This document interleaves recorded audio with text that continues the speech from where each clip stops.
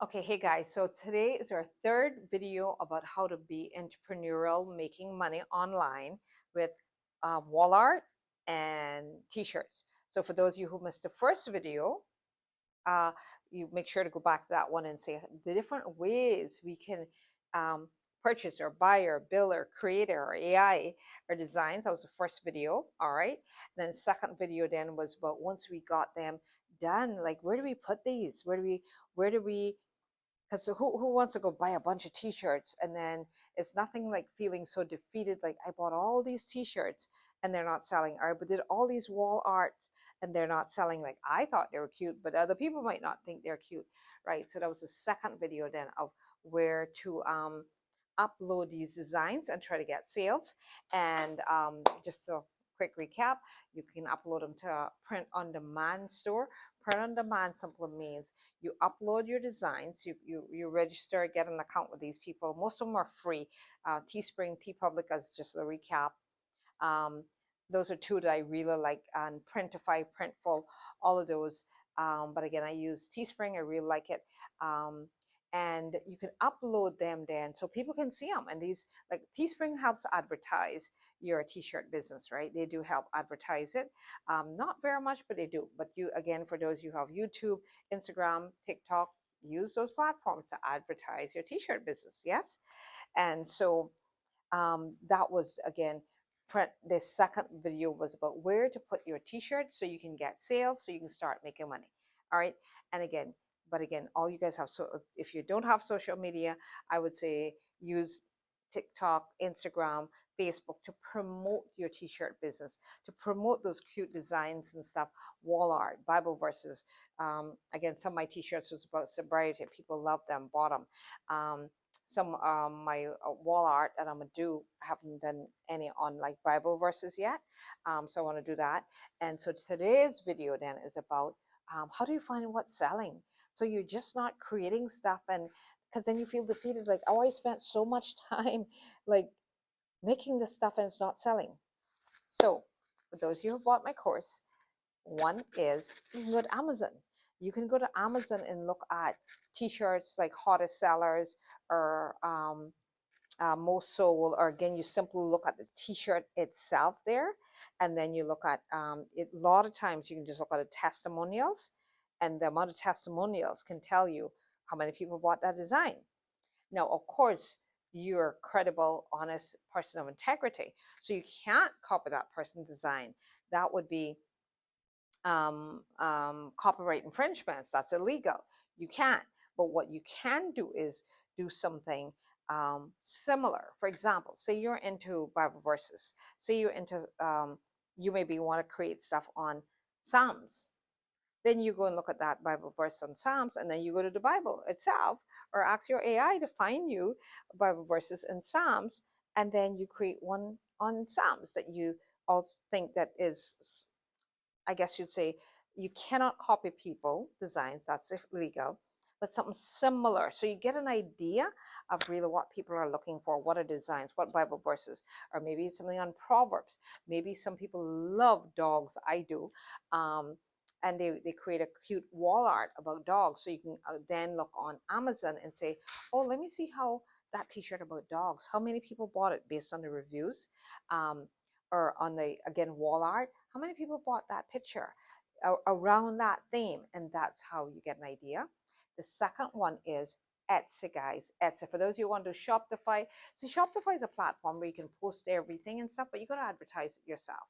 Etsy is a platform with hundreds of thousands of viewers, yes, um, and so therefore you can put it on Etsy. Now, the good news about people in Cayman, the bad news is a lot of these platforms, they don't allow people from the Cayman Islands. So I'm talking to whoever buys this course in the US. If you're from the US, Canada, UK, great. If you're from the Cayman Islands, you may have a little problem. But all you do is, what I went to do, if you have a friend or family member, I have a UK passport. So I was able to put up my UK passport and get an account with Etsy. And then if you don't have a UK number, UK numbers are easier, like any country. You can go SIM internationalsim.ky or wherever that country is you're using, trying to buy it from, and you buy a SIM card number, and that you own that number. You can have a virtual number. They don't have to email it to you, or sorry, they don't have to mail it to you. You can just buy, again, a physical number, whether it's 10 digits or whatever. And once you paid for it, you've then got that number. You then plug that into um, your system of trying to verify your account. Now, I'll quickly race to say the virtual numbers by itself, correction, sorry, I did say that. Virtual number by themselves, because a lot of times Etsy and them want to verify that number. So it's best you don't try to just keep a virtual number. That's a correction. You can get the virtual, you can just purchase the number, yes, without having them ship it to you. But a lot of platforms are going to want you to verify that number. So you get the number mailed to you, put it in your phone or an extra phone or whatever, and you, so that when Etsy or any other platform want to verify your UK number, you can get the OTP, the authorization, right? You can get the verification that that's your number, and voila, so then you can get an account, right?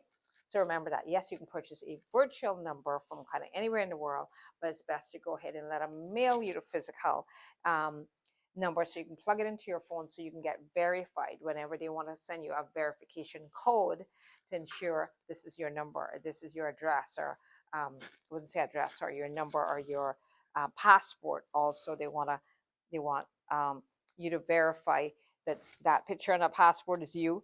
They might also take you a third step where they want you to take a picture, and remember now, also when they're trying to verify you on a lot of platforms, you take a picture of yourself, but they kind of don't want you smiling, so, or laughing big. You just barely smile to get, for them to kind of see who you are and try to match that picture to your passport. Um, so those are the two things you usually need to get verified with Etsy if you're in the Cayman Islands. When you're from US, Canada, UK, all these bigger countries, it's a lot easier to get verified with these other platforms, on a lot of these platforms. So Etsy, again, Etsy will tell you, again, you look at next to the product and look and see how many are sold, or how many testimonials there are. Yeah. And I have not purchased that one yet, but it's a lot of softwares out there that are, one just crossed my head a minute ago, and sorry, I forgot, but I have not yet purchased it. But there's a lot of softwares out there to tell you what are the highest, or products that are very much in demand, or hot selling products in the t-shirt niche, the um, basketball niche, or the wall art niche. So that's another way you can see, what should I produce? That, because what is the high sellers? All right. So, but those are two platforms: Etsy, Amazon. If you're from the Cayman Islands, you'll notice it's hard now. Again, if you're from Canada, the US, anywhere like that, in big countries, a lot of times you can get Amazon reseller accounts, or seller central accounts is usually what's called. But if you're from the Cayman Islands, that's hard to do. So I use Etsy.